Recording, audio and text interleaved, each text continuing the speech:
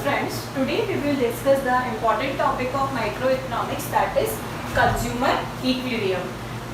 Consumer equilibrium जो है वो बेसिकली कंज्यूमर बिहेवियर के अंदर आता है। इससे पहले जो मैं आपके लिए स्लाइड लेकर आई थी इंडिफरेंस कर्व एनालिसिस, ये उसी के आगे है और ऑर्डिनल अप्रोच में है। कंज्यूमर इक्विलिब्रियम दोनों अप्रोच में हो सकता है, कार्डिनल में भी हो सकता है और ऑर्डिनल में भी हो सकता है। अभी हम ऑर्डिनल को ही देखेंगे। ऑर्डिनल में इंडिफरेंस कर्व अप्रोच आता है और उसी से ही हम कंज्यूमर इक्विलिब्रियम को देख रहे हैं।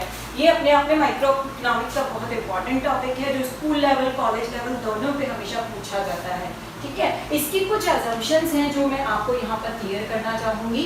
एक तो कंज्यूमर का जो इनकम है वो कैसा है, कांस्टेंट है, यानी एक टाइम पीरियड में जिसमें हम स्टडी कर रहे हैं वहाँ पे मेरे कंज्यूमर का इनकम चेंज नहीं होगा। अगर उसका 100 रुपीज है तो पूरे स्टडी टाइम में वो 100 ही रहेगा, उसमें कोई चेंज नहीं आएगा। Consumer knows the price of all things, जिन चीज़ों के बारे में मैं स्टडी कर रही हूँ, जिन वस्तुओं के बारे में मैं स्टडी कर रही हूँ, उनकी कीमतों के बारे में मेरे उपभोक्ता को अच्छे से पता है कंज्यूमर को कि उनकी प्राइस मार्केट में क्या चल रही है। Consumer spend his small quantities, income पर जो वो अपना क्वांटिटी स्पेंड कर रहा है, जिस क्वांटिटी पे वो क्या है, बहुत ही स्मॉल अमाउंट है जिसका बहुत ज़्यादा इफेक्ट उसके पूरे बजट पे नहीं पड़ेगा।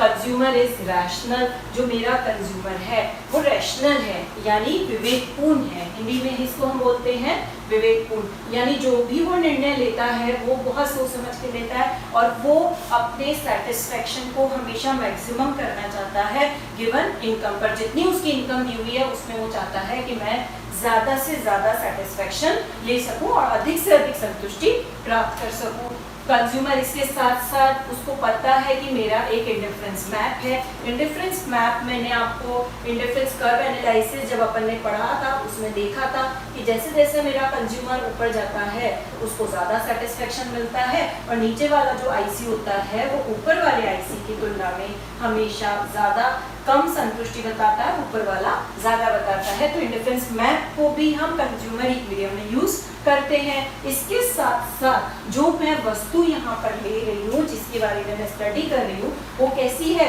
डिविजिबल है, जिसको हिंदी में बोला जाता है विभाजनीय है, यानी उसको हम छोटे छोटे रूप में उसका स्टडी कर सकते हैं। हमेशा जो भी कंज्यूमर्स बिहेवियर में हम यूज़ करते हैं गुड्स, वो सारे डिविजिबल ही करते हैं, भले अप्रोच कोई सी भी हो, कार्डिनल अप्रोच हो या ऑर्डिनल अप्रोच हो। इसके साथ साथ मैं आपको इसकी कंडीशन भी बताना चाहूँगी, क्योंकि जो कंज्यूमर इक्विलिब्रियम है उसकी कुछ कंडीशन है जिस पर वो बेस्ड होता है। एक तो पहला है प्राइस लाइन या बजट लाइन, एक ही बात है, should be tangent to the indifference curve. ठीक है, जो मेरा बजट लाइन है वो हमेशा इंडिफरेंस कर्व को टेंजेंट करेगा या स्पर्श करेगा। तो ऐसी स्थिति में जो दोनों के ढाल है वो बराबर हो जाते हैं, क्योंकि ये आपका कहलाएगा इंडिफरेंस कर्व का ढाल और ये कहलाएगा आपका बजट लाइन का ढाल। ठीक है, बजट लाइन का जो स्लोप होता है वो px/py होता है। इसका भी डेफिनेशन मैं आपको एक बार क्लियर कर दूंगी। ठीक है, एमआरएस जो होता है इंडिफरेंस कर्व का ढाल होता है। मैंने इंडिफरेंस कर्व एनालिसिस में एक बार बता दिया था, एक बार फिर भी यहाँ दोबारा देख लेंगे। उसके बाद मैं बताना चाहूँगी कि जो मेरा इंडिफरेंस कर्व है should be convex to the origin, यानी जो मेरा आईसी होगा वो एक्स एक्सिस के, या हम कह सकते हैं ओरिजिन की तरफ कॉन्वेक्स होगा, यानी उसका जो ढाल है वो घटता हुआ होगा, यानी एमआरएस उसकी फॉल होगी, तभी ये इसको टेंजेंट कर लेगा। तो ये दो बेसिक कंडीशन है जो हमें कंज्यूमर इक्विलिब्रियम के लिए देखनी पड़ती है। एक बार मैं आपको गो थ्रू करना चाहूँगी कि बजट लाइन क्या होता है और इंडिफरेंस कर्व क्या होता है, क्योंकि इन दोनों के ढाल के बारे में हम बात कर रहे हैं। बजट लाइन जो होता है it is a graphical representation which shows all possible combination of two goods that a consumer can buy with the given income and its price. उसकी इनकम दी हुई है और उसकी प्राइस दी हुई है, उससे वो कितना परचेज कर पाता है वो उसका बजट लाइन होता है, यानी उसका प्राइस लाइन भी यही है। साथ ही इसको कंजम्पशन पॉसिबिलिटी लाइन भी बोला जाता है। अब एग्जाम में कई बार अलग अलग नाम से पूछ लिया जाता है कि बजट लाइन क्या है, प्राइस लाइन क्या है या कंजम्पशन पॉसिबिलिटी लाइन क्या है। मतलब एक ही है, यानी इसमें प्राइस और इनकम का कॉम्बिनेशन होता है जिसके अकॉर्डिंग हम अपना बजट कॉम्बिनेशन निकाल लेते हैं। फिर बात करते हैं इंडिफरेंस कर्व की, जो हम पहले भी डिस्कस कर चुके हैं, पर मैं यहाँ एक बार गो थ्रू करना चाहूँगी। is a graph representing different quantities of two goods points between which a consumer is indifferent। इसमें कंज्यूमर जो होता है पूरे IC में किसी भी पॉइंट पर वो इंडिफरेंट हो सकता है, वो A पे रहे, B पे रहे, C पे रहे या D पर रहे, उसके लिए सारे जो पॉइंट हैं वो सेम लेवल ऑफ सेटिस्फेक्शन उसको देते हैं।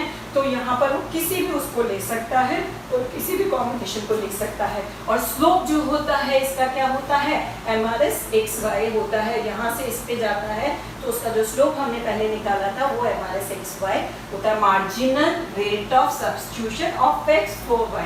और ये इसका स्लोप क्या हो गया बजट लाइन का, Px अपॉन Py। क्योंकि जब हम कंज्यूमर इक्विलिब्रियम निकालेंगे तो हमें इनके स्लोप क्लियर होने चाहिए कि बजट लाइन का स्लोप क्या होता है और इंडिफरेंस कर्व का। अब सबसे पहले मैं एक बार थोड़ा सा आपको इंडिफरेंस कर्व भी बताना चाहूंगी कि किस तरह से बनता है। वैसे तो हम पहले कर चुके हैं। देखो इनिशियली सपोज मेरा जो कंज्यूमर है x की तो ले रहा था 6 और y की जो वो ले रहा है 6 ले रहा है और y की सपोज ले रहा है 30। इनिशियली उसने ये क्वांटिटी ले रखी है। सपोज वो चाह रहा है कि x की 6 की बजाय 7 को लेना चाह रहा है, तो एक उसकी यूनिट बढ़ाने के लिए उसको y की यूनिट का त्याग करना पड़ेगा। सपोज उसने उसकी एक यूनिट इसकी बढ़ाई 7 कर दी तो y की उसको 24 पे लाके करना पड़ेगा। तो इन दोनों के जो बीच का डिफरेंस होता है, ये जो हमने नया पॉइंट यहाँ पे निकाला, इसमें हम देख रहे हैं कि x में कितना चेंज हो रहा है, वो तो डेल x से शो कर रहे हैं, और जो y में चेंज हो रहा है डेल y से कर रहे हैं।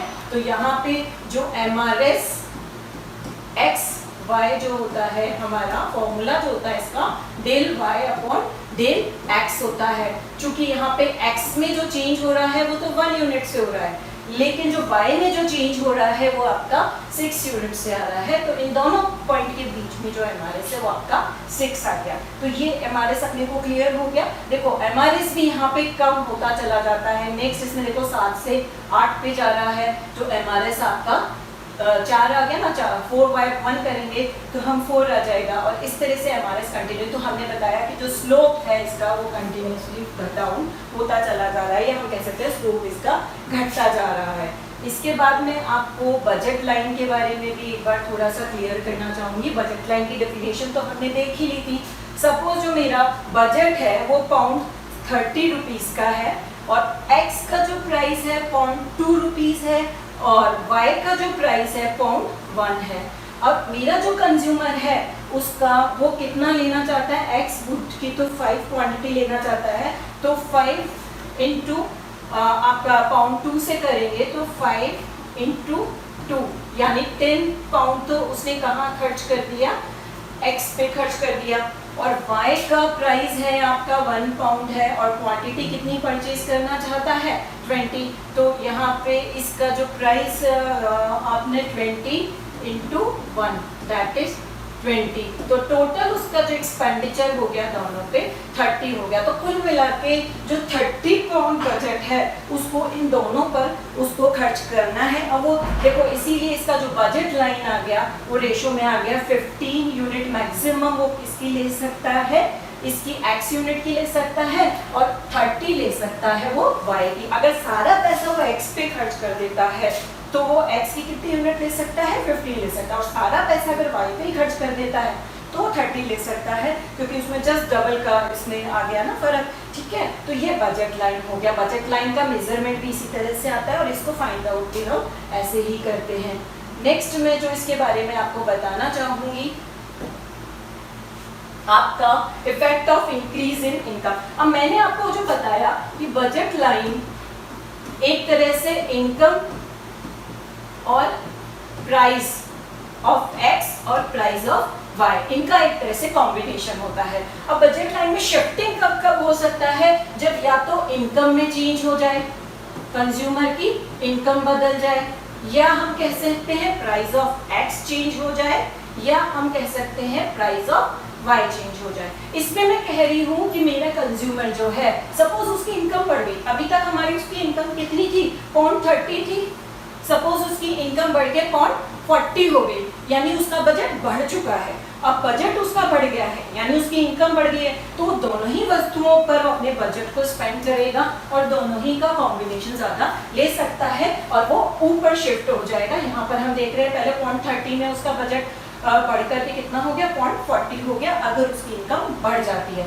सपोज उसकी इनकम कम हो जाती है, वो भी आप इसमें एक साथ बार में देख सकते हो, तब वो नीचे आ जाएगा। सपोज उसकी इनकम 0.20 हो जाती है तो इस केस में वो क्या होगा, नीचे आ जाएगा और दोनों ही के कॉम्बिनेशन को कम कर देगा। तो ये इंक्रीज इन इनकम और डिक्रीज इन इनकम दोनों के केस में हो गया। इनकम में चेंज होने का ये फैक्ट हो सकता है। इसके बाद हम प्राइस भी देख सकते हैं। सपोज हम कह रहे हैं कि उसका अगर fall in price of x, अगर एक्स की प्राइस कम हो जाती है, सेम ऐसे ही वाई की प्राइस कम होने का ज़्यादा होने का देख सकते हैं। अगर एक्स की प्राइस कम होती है तो वो ज़्यादा गुड परचेज कर सकता है। पहले कितना ले रहा था, वो 15 ले रहा था। जैसे ही एक्स सस्ता हो जाएगा ऑब्वियसली वो उसी पे अपना खर्चा बढ़ा देगा और एक्स की क्वांटिटी को ज़्यादा परचेज कर सकता है। और ऐसे ही देखिए बाहर की तरफ अपना बजट लाइन शिफ्ट हो जाएगा। लेकिन इसके साथ में वाई पर कोई फर्क नहीं पड़ेगा क्योंकि वाई की प्राइस में कोई चेंज नहीं आया, चेंज किसमें आया, एक्स की प्राइस में चेंज आया। तो यहाँ पर इसी तरह से हमने एक्स की प्राइस में चेंज देख लिया, ऐसे ही y की प्राइस में भी चेंज हो सकता है, उसमें जस्ट उल्टा हो जाएगा। बट हमारा जो मेन कॉन्सेप्ट है कंज्यूमर इक्विलिब्रियम है, उसमें हम ये मानकर चलेंगे कि जो मेरा जो बजट है वो एक स्पेसिफाइड फॉर्म में है। सपोज ये जो है मेरा उसका बजट लाइन है, एक बी कॉन्स्टेंट फॉर्म में है, उसमें कंज्यूमर की इनकम में कोई चेंज नहीं हो रहा है और जो प्राइस है वो भी उसका कांस्टेंट है। साथ ही मैंने डिफरेंट आईसी ले लिए हैं। मैंने आपको बोला था कि यहाँ पर हमें इंडिफरेंस मैप ऑफ आईसी की जरूरत पड़ेगी। तो यहाँ पर आईसी में कितने इंडिफरेंस कर्व है, 1 2 3 4 5। मेरा कंज्यूमर हमेशा क्या चाहेगा कि मैं I5 पर पहुंच जाऊं, पर कुछ बियॉन्ड लिमिट होती है कि वो ऊपर तक तो जा ही नहीं सकता क्योंकि उसका जो बजट है वो सिर्फ A B तक है। तो मेरा कंज्यूमर अब इक्विलिब्रियम में कहाँ होगा, यहाँ पे T पॉइंट पर होगा, जहाँ पर हम कह सकते हैं कि जो MRS है, MRS ऑफ XY इक्वल है PX upon PY। MRS XY क्या है, यहाँ पर स्लोप ऑफ IC है, इंडिफरेंस कर्व का स्लोप है, और PX अपॉन PY यहाँ पर स्लोप ऑफ बजट लाइन है। अब आप इस लाइन पर देखिए, जो बजट लाइन का स्लोप है वो एक तरह से ऐसे शो हो रहा है कि इंडिफरेंस कर्व जो मेरा ये I3 है कि उसका टेंजेंट भी हो, तो दोनों एक दूसरे को यहाँ पे टच कर रहे हैं, दोनों के स्लोप तो इक्वल हो गए T पॉइंट पर। तो यहाँ पर मेरा कंज्यूमर इक्विलिब्रियम में आ गया। वो ऊपर वाले पॉइंट तो कोई से भी नहीं ले सकता क्योंकि यहाँ पर तो उसका बजट ही नहीं है, और नीचे वाले वो इसलिए नहीं लेना चाहेगा। जैसे सपोज अपन इस पॉइंट को डिस्कस करते हैं, ये 2 पॉइंट है, यहाँ पर हम देख रहे हैं कि यहाँ पर जो IC का स्लोप है वो तो कम है और इसका स्लोप ज़्यादा है बजट लाइन का। तो यहाँ पर मैं आपको ये बता सकती हूँ कि यहाँ पे हम कह सकते हैं कि MRS XY is less than PX upon PY है। सेम कंडीशन यहाँ भी आ जाएगा। और इसके अलावा इस पॉइंट को अगर अपन देखते हैं तो यहाँ जस्ट ऊपर हो रहा है MRS XY, यानी इंडिफरेंस कर्व का जो स्लोप है वो ज़्यादा है PX अपॉन PY के। लेकिन जो मेरा इक्विलिब्रियम कंडीशन है वो ये कहता है कि दोनों के स्लोप इक्वल होने चाहिए, और वो कहाँ पर हो रहे हैं, आपके T पॉइंट पर, जिसमें वो क्या कर रहा है, एट इक्विलिब्रियम पॉइंट वो X की तो कितनी क्वांटिटी लेना चाह रहा है, वो X1, और Y की कितनी क्वांटिटी लेना चाह रहा है, OY1, जो कि इक्विलिब्रियम क्वांटिटी है। ये कंज्यूमर का यहाँ पर इक्विलिब्रियम हुआ। इसके अलावा और कोई भी कॉम्बिनेशन वो ले ही नहीं सकता और इसके बियॉन्ड लिमिट है। ये बहुत इंपॉर्टेंट टॉपिक है जो आपके स्कूल और कॉलेज हमेशा पूछा जाता है, consumer equilibrium in ordinal analysis. Thank you.